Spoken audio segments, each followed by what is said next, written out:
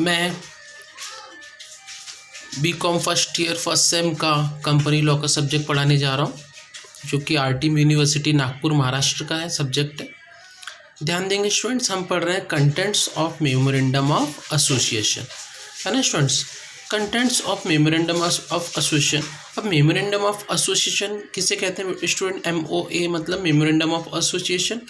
इसका मतलब होता है स्टूडेंट कि इसमें कंपनी की सारी important important rules and regulation लिखे होते हैं, और ये हर कंपनी को बनाना जरूरी है ना स्टूडेंट। मेमोरेंडम ऑफ एसोसिएशन, तो कंटेंट्स का मतलब होता है कि मेमोरेंडम ऑफ एसोसिएशन में क्या लिखा होता है।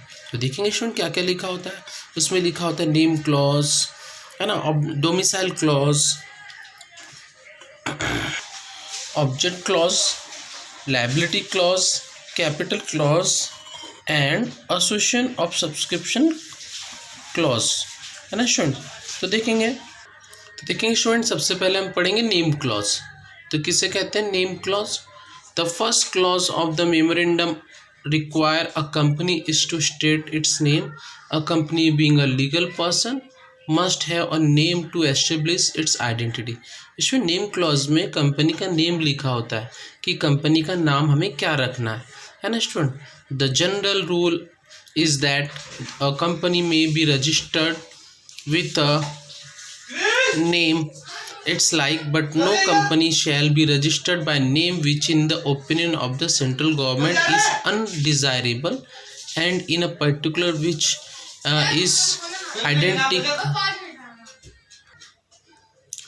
is identical with or which is to nearly resembles the name of existing company. इसमें बताया गया स्टूडेंट कि हर कंपनी को पहचान के लिए उसका एक नाम देना पड़ता है। जिस तरह से पर्सन को हर एक पर्सन को एक उसका नाम होता है उसकी पहचान के लिए, वैसी कंपनी को उसकी पहचान के लिए उसका एक नाम दिया जाता है, लेकिन वो नाम ऐसा होना चाहिए जो किसी दूसरी कंपनी से मिलता हुआ ना हो। वह नाम किसी दूसरी कंपनी से मिलता हुआ नहीं होना चाहिए स्टूडेंट्स। अगर वह नाम किसी दूसरी कंपनी से मिलता हुआ रहता है तो सेंट्रल गवर्नमेंट उस कंपनी को उस नाम से चलाने की परमिशन नहीं देती। फॉर एग्जांपल, अगर टाटा नाम से कंपनी ऑलरेडी एग्जिस्टेड है, ऑलरेडी चल रही है, तो और आप भी टाटा कंपनी के नाम से नई कंपनी खोलना चाहते हो, तो आपको सेंट्रल गवर्नमेंट से उस नाम से कंपनी खोलने की परमिशन नहीं मिलेगी, क्योंकि एक जैसे नाम से दो कंपनियां नहीं चल सकती। ठीक है स्टूडेंट्स, इसलिए हर कंपनी को पहचान के लिए नाम दिया जाता है, और वो नाम दूसरी कंपनियों से अलग होना चाहिए। ठीक है ना स्टूडेंट, और ये इन्फॉर्मेशन किस में लिखी होती है? नेम क्लॉज में। सेकेंड हम पढ़ेंगे डोमिसाइल क्लॉज। डोमिसाइल क्लॉज का मतलब होता है स्टूडेंट्स कि कंपनी किस जगह पर चलेगी, कंपनी का नेम एड्रेस क्या रहेगा, किस स्थान में रहेगी, महाराष्ट्र में रहेगी या यूपी में रहेगी। देखेंगे, this clause state that the name of state where the registered office of the company is to situate, यानी कंपनी का रजिस्टर्ड ऑफिस कहाँ रहेगा।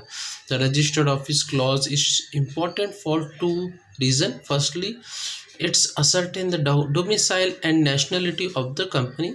Secondly, it is the place where the various registers relating to the company must be kept, to the which communication of the notice must be sent. Next point, यानी company का name address भी देना जरूरी है, क्योंकि अगर company का name address रहेगा तो उस कंपनी के जो भी इम्पोर्टेंट ट्रांजेक्शन है, जैसे लेटर भेजना, रजिस्टर्ड ऑफिस के द्वारा लेटर भेजना, कुछ इन्फॉर्मेशन, कुछ नोटिस भेजना, वो उस एड्रेस पे भेजा जाता है। इसलिए हर कंपनी का एक नेम एड्रेस होना जरूरी है, जो कि डोमिसाइल क्लॉज में लिखा रहता है। Next student, object clause. Object clause का मतलब होता है कि कंपनी किस चीज़ का प्रोडक्शन करेगी, कंपनी किस चीज़ का उत्पादन करेगी, उसका ऑब्जेक्ट क्या रहेगा, लीगल रहेगा कि इलीगल रहेगा। देखेंगे स्टूडेंट, गैर कानूनी बिजनेस रहेगा कि कानूनी बिजनेस रहेगा। The clause is that most important clause is the memorandum of association of the company, because it not only show the object or objects for which the company is formed, but also determine the extent of the power which is the company can exercise in order to achieve the object or object. It is essential that public who purchase a share should know clearly that there are object which is they paying the which is want to encourage।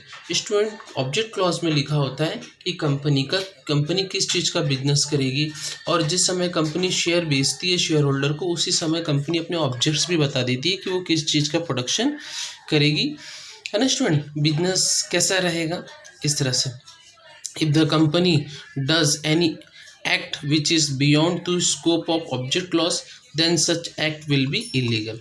और जो object clause में लिखा गया है अगर उसके बाहर जाकर ये कंपनी कोई बिजनेस करती है तो ये इलीगल माना जाएगा, है ना स्टूडेंट्स। मान लो कंपनी का जो बिजनेस है वो सर्विस प्रोवाइड करने का है, लेकिन अब वो कुछ प्रोडक्ट बना के बेच रही है तो ये इलीगल होगा, ठीक है ना स्टूडेंट्स। नेक्स्ट है लायबिलिटी क्लॉज। लायबिलिटी क्लॉज मतलब कंपनी के दायित्व क्या रहेगा, उत्तरदायित्व क्या रहेंगे। It is the state the liability of the members in case of company limited by share. The liability of member is limited to the face value of the share purchase, है ना student. Liability limited by face value of purchase का मतलब होता है student कि share holder ने जितने के शेयर खरीदे उतने तक ही उसकी लायबिलिटी रहेगी। फॉर एग्जांपल जैसे किसी शेयर होल्डर ने 5,000 के शेयर खरीदे तो कल चल के कंपनी को लॉस होगी तो उनकी पर्सनल प्रॉपर्टी नहीं ली जाएगी, सिर्फ उसने जो 5,000 के शेयर खरीदे वही पैसे लिए जाएंगे। In case of company limited by guarantee, the liability is limited to the amount of guarantee given by the members, and case unlimited company the clause is not required, ठीक है ना स्टूडेंट। नेक्स्ट है capital clause. Capital clause मतलब होता है student की company business करने के लिए कितना कैपिटल कलेक्ट करेगी, शेयर बेच करके कंपनी शेयर होल्डर से कितना कैपिटल कलेक्ट करेगी, ये भी इंफॉर्मेशन मेमोरेंडम ऑफ एसोसिएशन में लिखा जाता है। The memorandum of a company limited by share must state the authorized or nominal share capital, the different kind of the share and the nominal value of each share. The capital which is company is registered is called the registered authorized or nominal capital. A company cannot issue more share than the authorized by the time of being by the memorandum। Student इसमें लिखा हुआ है कि company जितने का capital clause यानी memorandum of association में यदि कंपनी ने लिखा है कि कंपनी 10 लाख के शेयर बेचेगी तो कंपनी उसके बाहर शेयर नहीं बेच सकती, कंपनी को 10 लाख के ही शेयर बेच सकती है, उससे ज़्यादा नहीं।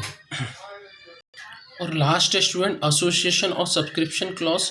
This clause provides that those who have agreed to subscribe the memorandum must signify their willingness to associate and form a company. According to the Act, at least 7 persons are required to sign the memorandum in the case of public company and at least 2 persons in the cause of the private company। Student association और subscription clause में लिखा होता है कि company में कितने members की कितने मेंबर्स होंगे। देखेंगे this clause provide that those who have agreed to subscribe the memorandum must signify the willingness to associate and form a company according to Act. At least 7 persons are required to sign document memorandum case public company. Student अगर कोई public company शुरू हो रही तो 7 लोगों की ज़रूरत होती है, 7 लोगों के नाम और उनकी सिग्नेचर उस पर होना जरूरी है। And at least 2 person is in case of private company, और अगर प्राइवेट कंपनी है तो 2 लोगों के नाम मेमोरेंडम ऑफ एसोसिएशन डॉक्यूमेंट में लिखना जरूरी है, उनकी सिग्नेचर होना जरूरी है। यानी इसमें बताया गया स्टूडेंट की कंपनी पब्लिक कंपनी है तो 7 लोगों की ज़रूरत होती है, उन 7 लोगों के नाम मेमोरेंडम ऑफ एसोसिएशन में लिखे जाएंगे।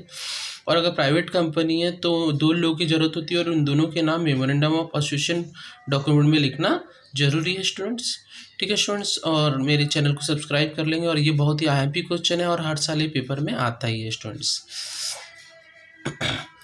The association clause generally runs in the following form. We several person whose name and address are subscribed are desirous of being formed into a company purchase of memorandum of association, and we respectively agree to take the number of share is capital of company set opposite our respective names. The memorandum has to sign by the each subscriber।